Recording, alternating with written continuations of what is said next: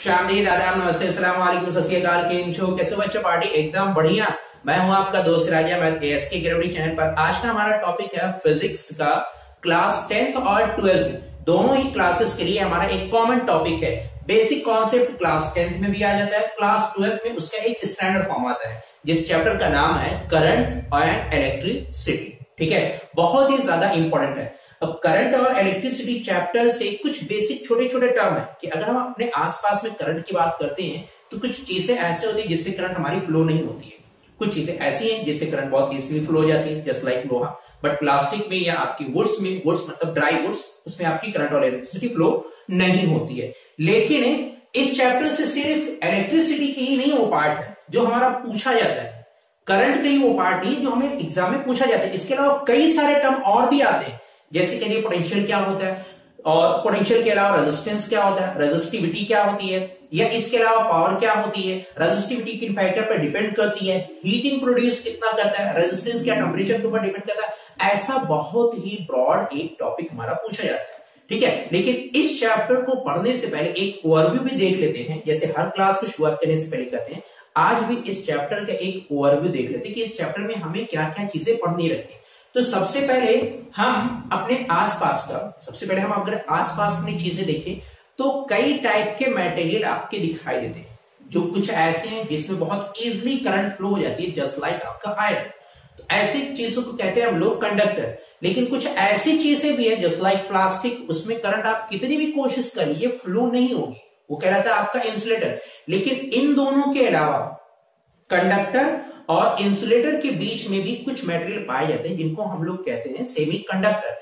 तो इस सारे टॉपिक को पढ़ने के पहले कंडक्टर क्या होता है, इंसुलेटर क्या होता है, या इसके अलावा सेमीकंडक्टर क्या होते हैं, या इसके अलावा क्या हम एक इंसुलेटर बॉडी को या नॉन कंडक्टिंग बॉडी को क्या हम कंडक्टर बना सकते हैं कि नहीं, ऐसी पॉसिबिलिटी है कि नहीं है।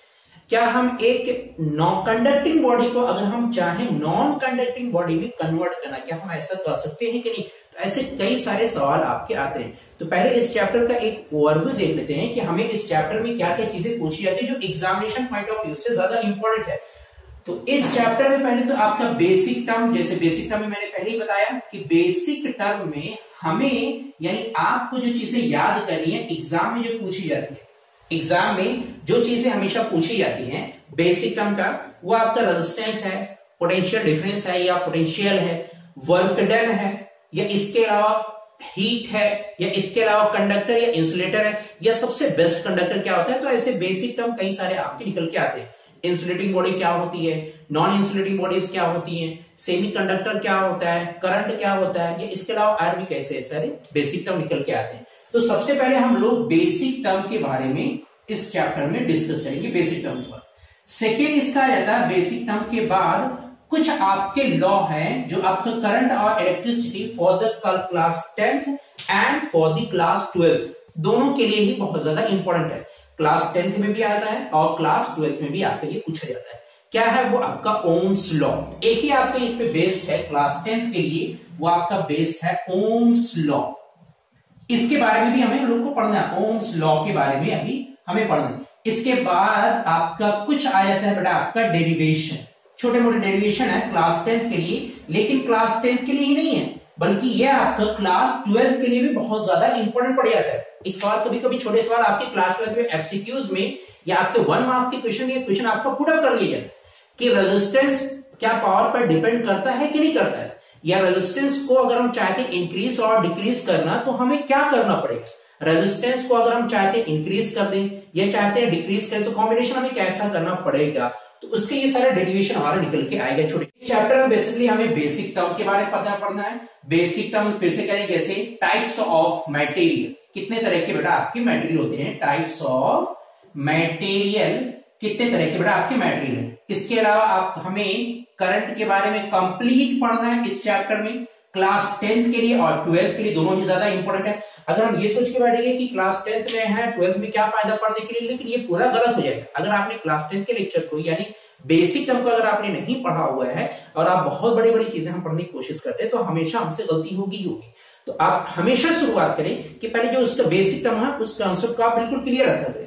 करंट क्या है, करंट के अलावा अगर हम पोटेंशियल डिफरेंस की बात करें या पोटेंशियल की बात करिए बेटा, हम लोग को पढ़ना है पोटेंशियल के अलावा एक आ जाता है बेटा बहुत इंपॉर्टेंट टर्म रेजिस्टेंस। रेजिस्टेंस है, रेजिस्टेंस के अलावा रेजिस्टिविटी,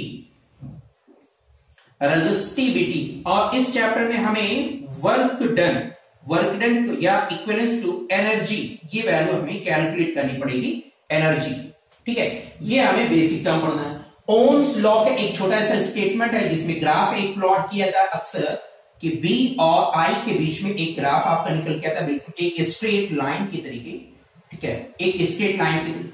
और डेरिवेशन में आपका combination, series combination, parallel combination, या इसके अलावा resistance rho is equal to resistivity, rho is equal to RA upon L, या इसके अलावा H is equal to I square RT, या इसके अलावा resistance is inversely proportional to 1 upon power.